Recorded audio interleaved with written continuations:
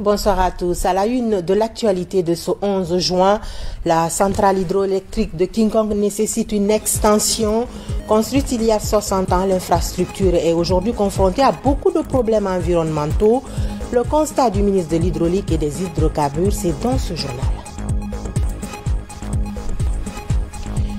Et puis pendant la saison des pluies, la rareté des denrées alimentaires se fait beaucoup sentir dans les ménages. Le ministre du Commerce veut prendre les devants en s'assurant de la disponibilité des denrées de grande consommation. Enfin, lancement d'un nouveau projet en faveur de la prévention des épidémies. C'est une action du Centre de recherche en infectiologie de Guinée pour appuyer la Guinée et la RDC. C'est tout pour le sommaire. Bonsoir et bienvenue dans cette grande édition d'information. Le Premier ministre a conféré hier avec les populations de Mali. Mohamed Beavogui a tout d'abord rendu visite aux sages avant de rencontrer les populations à la Maison des Jeunes. Il a mis l'accent sur la cohésion sociale et le développement du pays. Compte rendu Adi Kamara. Chez les sages et imams de Mali, le Premier ministre a écouté religieusement les uns et les autres sur les grands défis qui se dressent devant les populations de cette préfecture. Manque d'eau, d'électricité et l'état de la route. Mais ils n'ont pas tari de loge à l'endroit du CNRD pour les actes déjà posés. Le Premier ministre a pris note avant qu'on le conduise à la Maison des Jeunes de Mali. Ici, les autorités communales, préfectorales, régionales, chefs religieux, jeunes et femmes étaient mobilisés. Le discours du maire de la commune urbaine de Mali était axé sur la promotion d'emploi des jeunes, la création des activités génératrices de revenus pour les femmes et l'accès aux services sociaux de base. C'est l'occasion pour nous de vous exposer quelques problèmes brûlants de Mali, à savoir le bitumage de la route Labé-Mali-Kédou, le démarrage du bitumage de 17 km de la voirie urbaine promis par votre gouvernement, la subvention des communes, la construction de campements touristiques au Mont Loura, l'achèvement de la construction du lycée technique, l'extension du réseau électrique qui, pour le moment, ne couvre que les 2/3 des quartiers. Pour le Premier ministre, la Guinée a besoin d'un nouvel élan de réforme pour redresser la barre. Pour ce faire, le CNRD échange avec les populations pour mieux cerner leurs préoccupations avant de mettre en place des projets à caractère social et économique selon les moyens à disposition. Vos problèmes à Mali, ce sont aussi nos problèmes. Je voudrais vous dire que la route dont vous parlez, Mali-Labé, elle est déjà financée.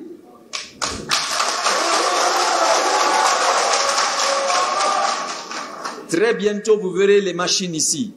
Le processus de sélection de l'entreprise est en cours. Et par la grâce de Dieu, avant pas longtemps, vous pourrez rouler de Labé à Mali sur du bitume et sur des routes qui sont un peu plus droites. Mohamed Beavogui exhorte aussi les jeunes à la responsabilité, à adhérer à la culture de l'effort, de l'excellence, de la patience et du civisme. Je vous le disais dans les titres, la centrale hydroélectrique de King Kong nécessite une extension et le doublement de sa capacité de production. Construite il y a une soixantaine d'années, cette infrastructure est aujourd'hui confrontée à beaucoup de problèmes environnementaux. C'est en tout cas le constat du ministre de l'Hydraulique et des Hydrocarbures qui est allé visiter ce fruit de la coopération sino-guinéenne. Reportage Nabi Kamara. Fruit de la coopération sino-guinéenne, la centrale hydroélectrique de King Kong à Pita a été réalisée dans les années 60. Sa puissance nominale est de 3,4 MW. Elle a été conçue pour alimenter les chefs-lieux des préfectures de Pita, Labé, Dalaba et Mamou. Une fonction qu'elle a toujours jouée et continue de jouer en attendant peut-être son extension. Vous êtes à la centrale de King Kong où vous avez un groupe qui alimente les auxiliaires, un groupe en entretien préventif qui est à 80%, et un troisième groupe qui est disponible à 100%. Le quatrième groupe a un problème de stator d'alternateur qui est en commande en Chine. Nous sommes en période d'étiage, donc nous attendons la pluie pour fonctionner en plein temps. En séjour de travail à Moyenne-Guinée, le ministre de l'Énergie, de l'Hydraulique et des Hydrocarbures, accompagné de son collègue des mines et de la géologie, est venu sur le site du barrage pour constater les visu, son état actuel et les problèmes auxquels il est confronté en vue de prendre les mesures idoines pour tourner à plein temps. Ça a besoin de réhabilitation intense dans le domaine du génie civil, dans le domaine des conduites d'eau et surtout les turbines et les générateurs qui sont en aval. On peut, si les travaux sont faits correctement, augmenter même la quantité de la production de ce barrage. Dans le domaine de l'environnement, faire des reboisements, faire des dragages, même au niveau des barrages, comme vous le voyez. La dernière rénovation de la centrale hydroélectrique de King Kong remonte à 2005. Le ministre de l'Administration et de la Décentralisation a rencontré les administrateurs territoriaux de la région de Kankan et de l'Abbé. Objectif, leur rappeler leur principale mission. Reportage Fatoumata Kourouma. Au terme de l'immersion gouvernementale dans le Nabaya, le ministre de l'Administration du territoire et de la décentralisation a effectué une séance de travail avec les administrateurs territoriaux de la région administrative de Kankan. Au cours de cette rencontre, le chef du département de la décentralisation a rappelé aux préfets, maires, sous-préfets et gouverneurs les rôles qui incombent à leurs fonctions. Ce qu'on attend de vous, les sous-préfets, ce n'est plus une administration de commandement, c'est une administration de développement. Vous n'êtes pas là-bas pour semer la terreur. Je reçois souvent des plaintes de beaucoup de citoyens. Vous savez, nous sommes à l'ère de l'électronique. Quelqu'un qui se passe tout de suite à Niagasola, on est informé. Vous faites des abus contre les citoyens. Ce n'est pas parce que vous êtes gendarme, vous êtes policier, vous êtes militaire, que vous devez faire des abus contre les citoyens. Vous êtes là-bas en tant que premier représentant du chef de l'État dans la sous-préfecture. Donc, vous devez être les premiers protecteurs des citoyens. Lorsqu'un citoyen a des problèmes, lorsqu'il vous aperçoit, il doit se sentir en sécurité et non le contraire. Les questions liées aux besoins de renforcement des capacités et à la collaboration entre administrateurs territoriaux et élus locaux. Même démarche à l'Abbé, où devant les administrateurs territoriaux, le ministre Mori a insisté sur les comportements déviants de certains administrateurs. L'ensemble de ces administrateurs territoriaux et élus locaux ont été également invités à faire preuve de respect des procédures en matière de gestion, mais aussi à faciliter le travail entre eux et les citoyens à la base. Mais aussi, je n'ai pas manqué de marteler un certain nombre de comportements, de manquements de la part de certains administrateurs qui continuent encore à s'ériger en procureur et en juge en convoquant les citoyens au niveau des bureaux de sous-préfecture. Ceux qui ne sont pas venus doivent donner des explications claires par rapport à leur absence, parce que le message qui doit être passé devant tout le monde afin que certains comportements des administrateurs territoriaux puissent cesser en face des citoyens. Présent à la rencontre, le ministre de l'Habitat et de l'Aménagement du territoire a fait des révélations sur les pratiques douteuses dans le secteur domanial à l'Abbé.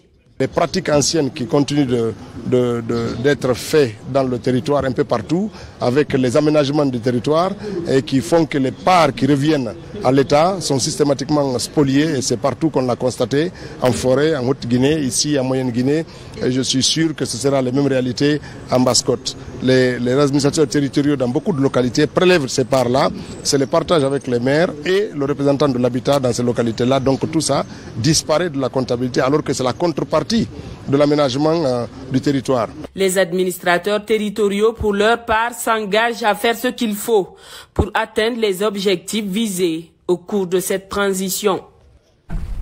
Deuxième journée du BEPC session 2022 ce samedi.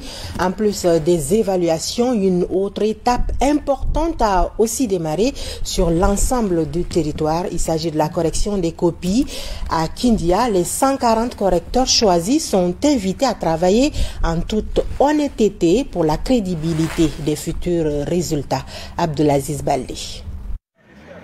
24 heures après le lancement de la première épreuve du BEPC, les autorités éducatives sillonnent plusieurs centres d'examen dans le centre-ville de Kindia.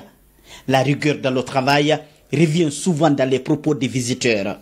Le slogan « Un examen sans fuite, c'est possible » est toujours d'actualité.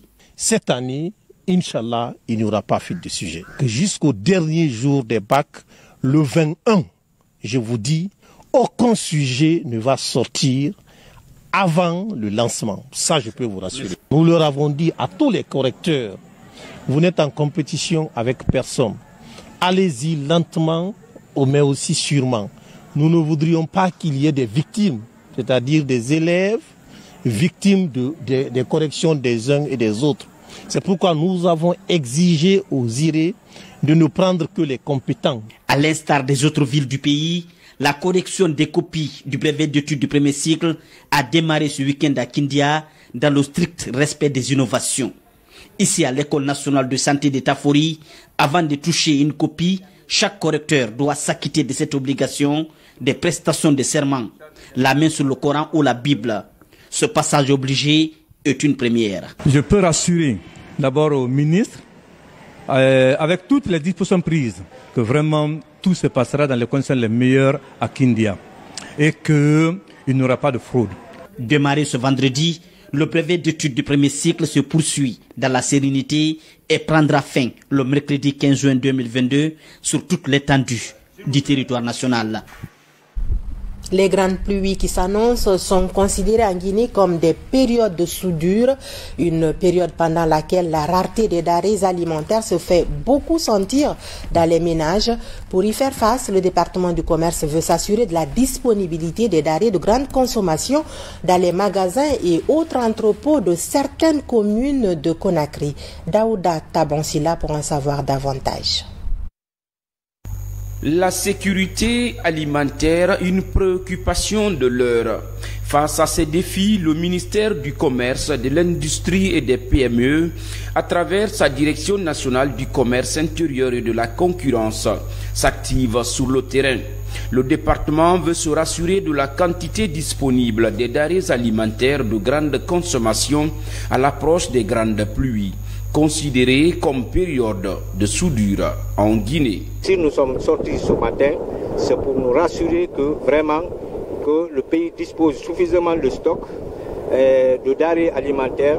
C'est un marathon qui a démarré dans cet entrepôt contenant du sucre et du riz, puis dans ce magasin de Matam cimetière, ensuite à la corniche de Boussra.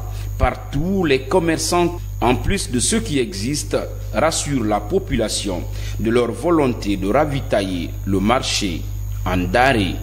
On a suffisamment de riz et de sucre et la farine, ça vient beaucoup. Même demain, il y a un autre patron qui a un bateau, plus de 35 000 tonnes qui vient, de Barabara et de riz blanc. Pendant la saison pluie, il y aura beaucoup de riz. Le constat qu'on a fait est vraiment satisfaisant. L'oignon, vous avez vu, il y en a beaucoup parce qu'on réexportait vers la Sierra Leone. Et depuis que l'interdit a été fait pendant le mois de Ramadan, là, il y en a plein, tous les stocks sont pleins. De Matam, nous voici à Dixine Bora.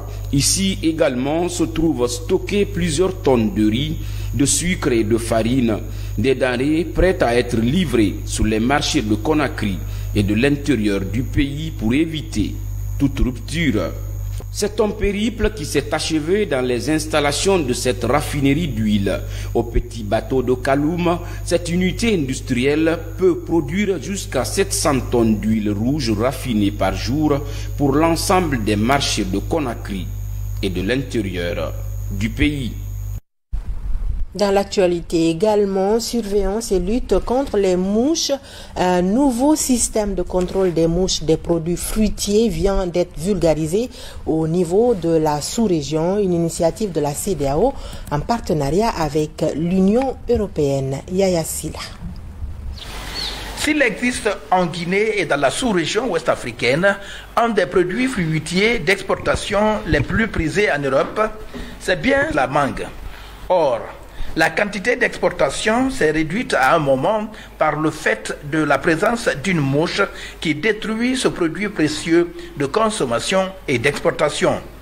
C'est le but de cette rencontre ici à Kindia, des cadres et agents de la protection des végétaux, des postes frontaliers et acteurs privés pour échanger sur le système régional innovant aux techniques de contrôle officielles et à la lutte contre les mouches des fruits. Ces mouches, comme je l'ai signalé en conférence, sont très redoutables pour la production des mangues. Surtout, ça fait d'énormes dégâts et ça réduit l'exportation.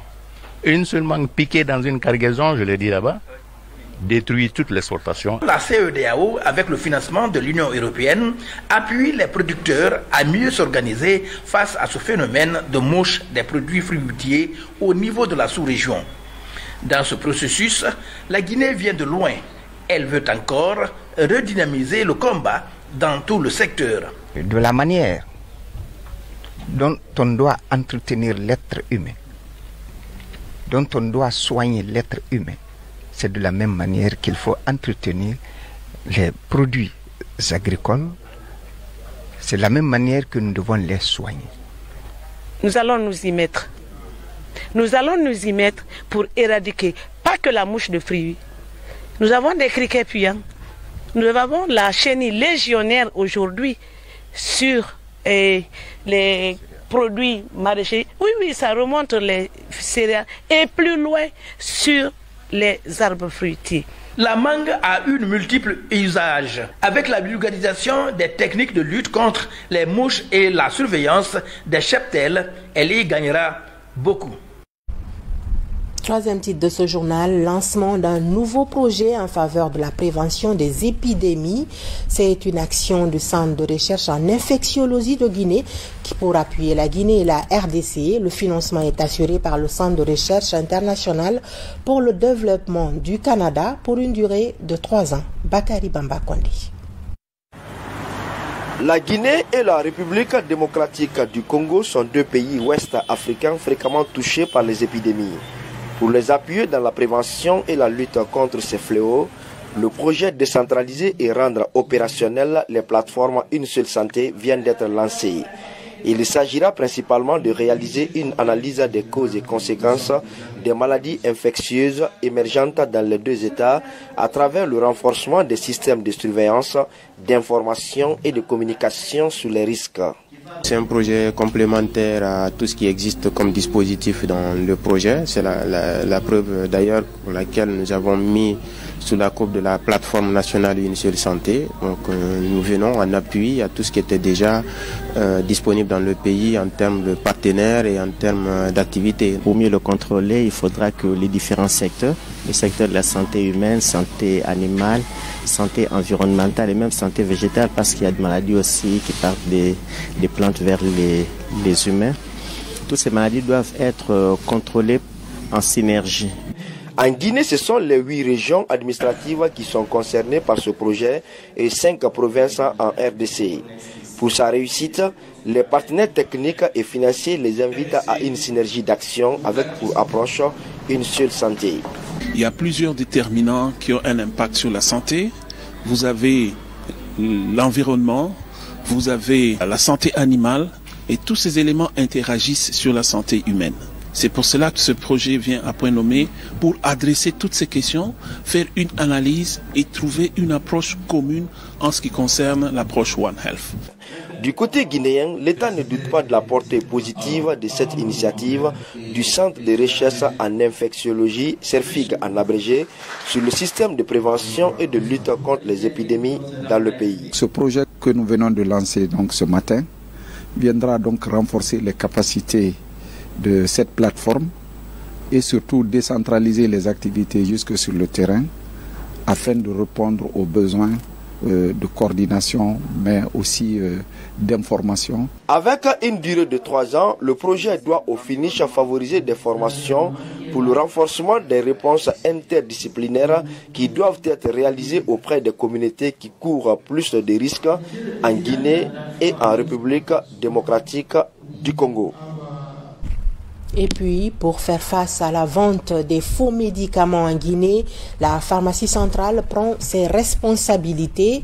Elle entame une grande opération d'approvisionnement des hôpitaux publics du pays en produits de santé de qualité.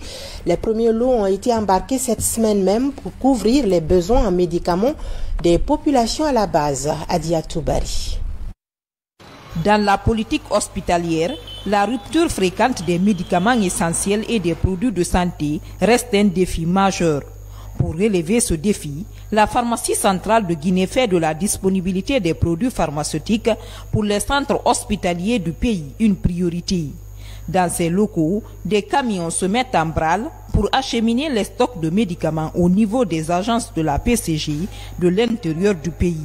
Dans cette dynamique que nous avons engagé des actions rapides et passer des commandes à l'international pour vraiment essayer de satisfaire la population en matière de produits de santé. Une fois que les produits arrivent au niveau de Conakry, les produits sont transférés à partir, comme on appelle, de nos départements produits à recoupement de coûts vers ces différents agents qui sont chargés de pouvoir maintenant dispenser ces produits jusqu'au dernier kilomètre.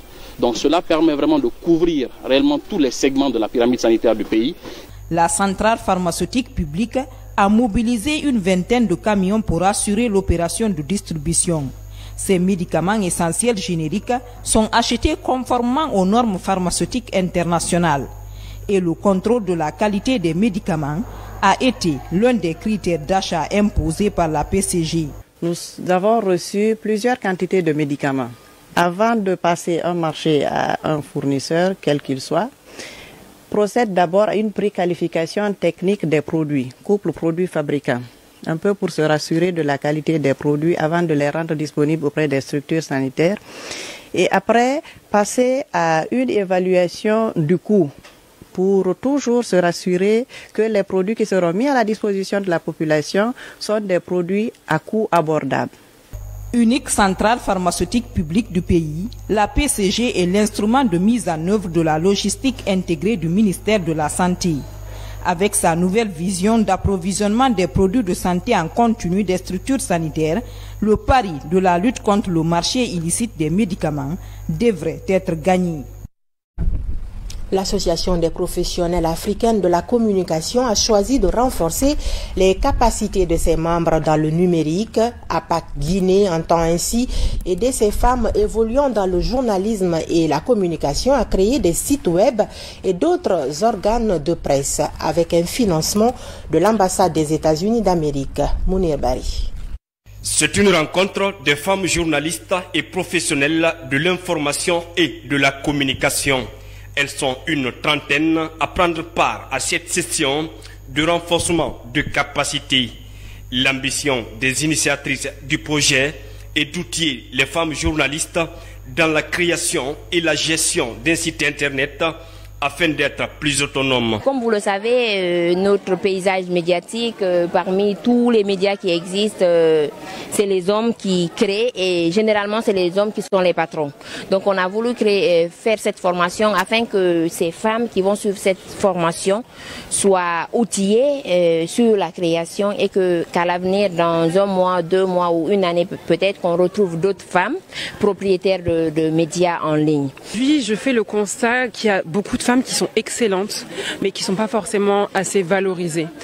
Et je pense que les formations vont les aider à les outiller pour qu'elles soient davantage valorisées.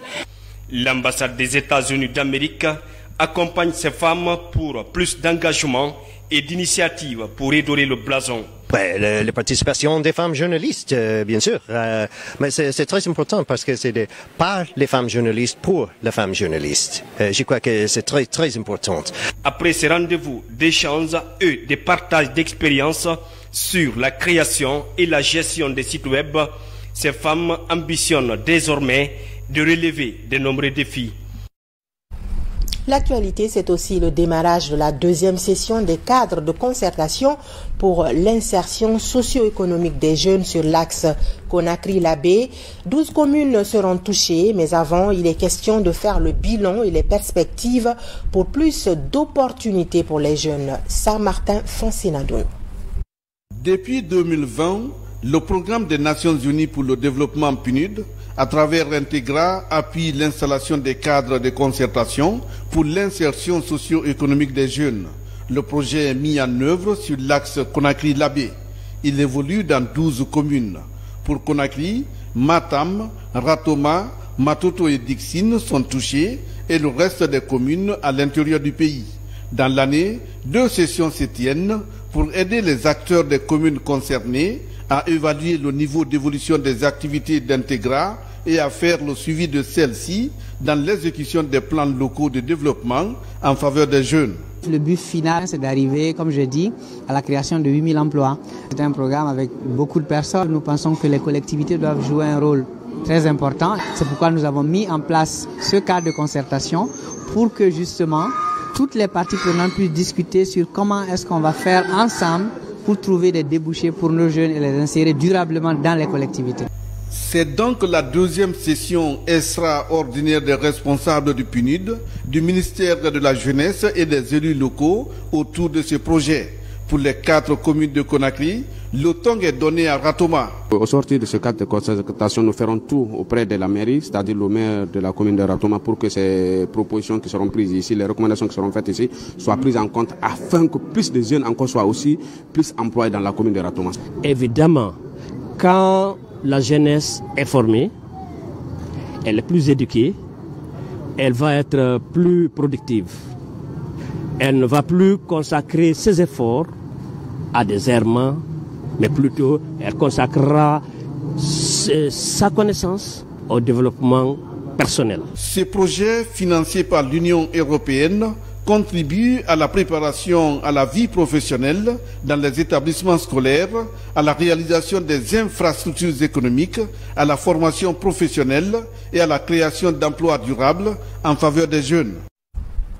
Direction Collet dans Tougué, là-bas vous allez le voir, la promotion de l'abandon des MGF a porté fruit. Plus de 40 communautés s'engagent à abandonner les mutilations génitales féminines et le mariage d'enfants. Mohamed De Camara. Collet, l'une des sous-préfectures de Tougué, région administrative de l'Abbé. Cette commune de convergence s'engage désormais dans la voie de l'abandon des mutilations génitales féminines et le mariage d'enfants. Au total, 42 communautés déclarent publiquement mettre fin à ces pratiques qui freinent l'épanouissement de la jeune fille. C'est une victoire parce que c'est un processus qui ne commence pas aujourd'hui.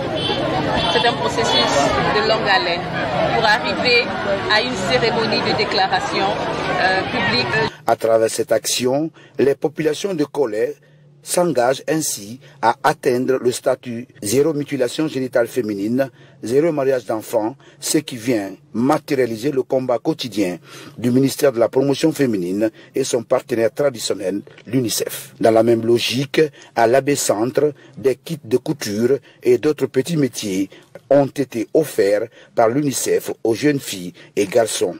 Le but visé, encourager cette couche à être indépendant dans l'apprentissage de ces métiers d'avenir. Des petits outillages pour les groupements féminins maraîchers de Conakry et de Dubreka et des vivres et non-vivres également pour l'orphelinat Kiridi de Dubreka. C'est un appui de l'organisation Pain pour Monde mis en œuvre par l'ONG Twin. Marwan Kamara. Ces petits outillages agricoles sont destinés aux groupements féminins de Conakry et du Breka, mais aussi des vivres et non-vivres à l'orphelinat Centre de formation Kiridi de Dubreka.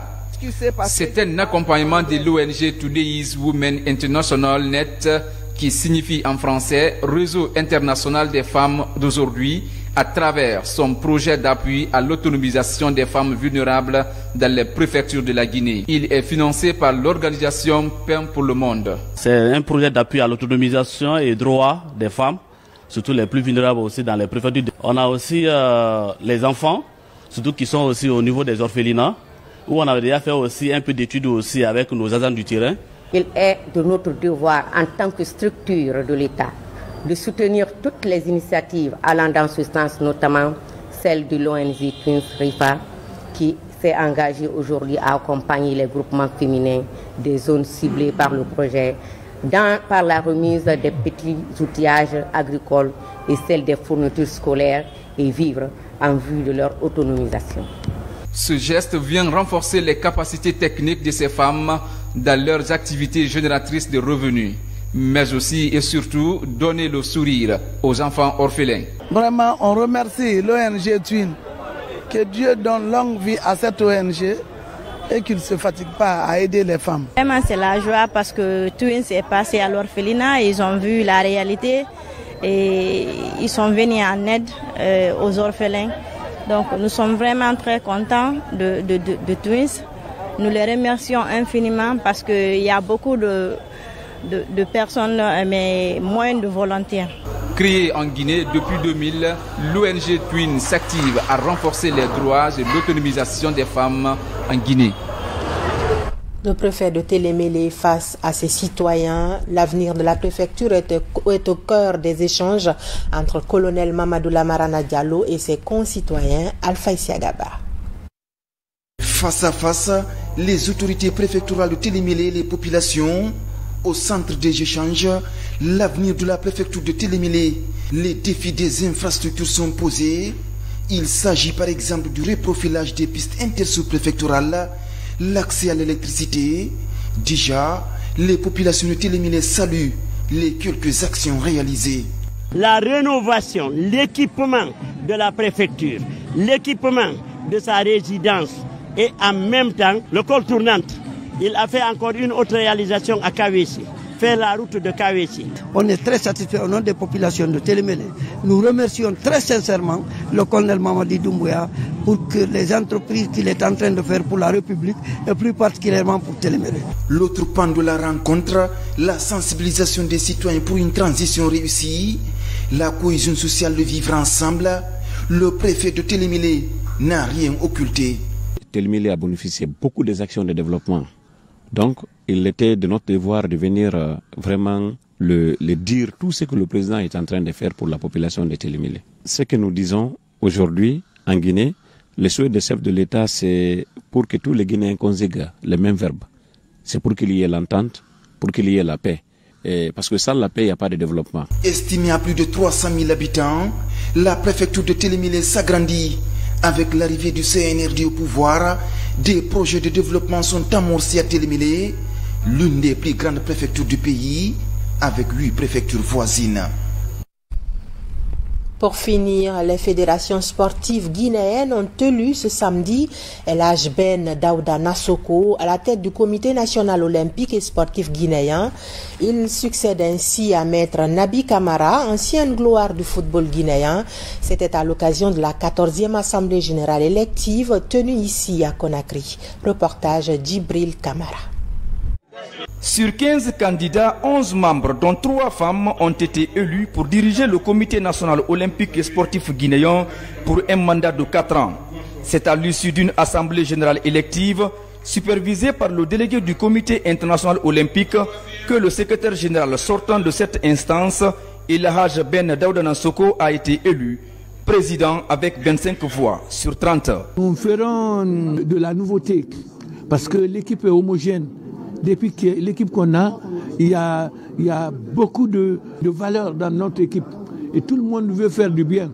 Nous allons consolider ces potentialités pour en faire une communauté d'idées. Après 70 ans d'activité sportive durant lesquelles j'ai été athlète, entraîneur,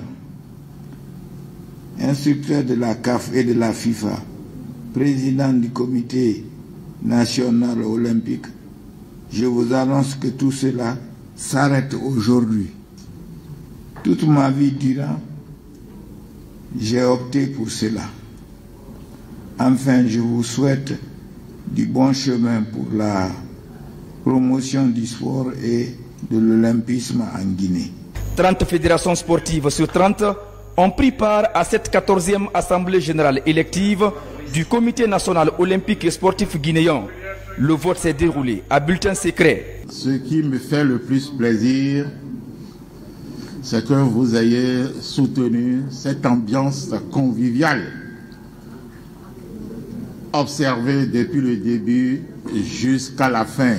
Je voudrais vous transmettre au nom de Monsieur le ministre de la jeunesse et des sports. Mes messages de félicitations et d'encouragement au bureau sortant. Mais aussi féliciter et encourager des membres élus pour les prochaines années de la confiance placée en eux. Le nouveau bureau exécutif du Comité national olympique et sportif guinéen s'engage à promouvoir les sports en Guinée non seulement, mais aussi mobiliser toutes les fédérations sportives nationales pour la bonne marche de l'olympisme en Guinée. Voilà qui met fin à ce journal. Grand merci de l'avoir suivi. Je vous souhaite du plaisir en compagnie de nos programmes. Bonsoir.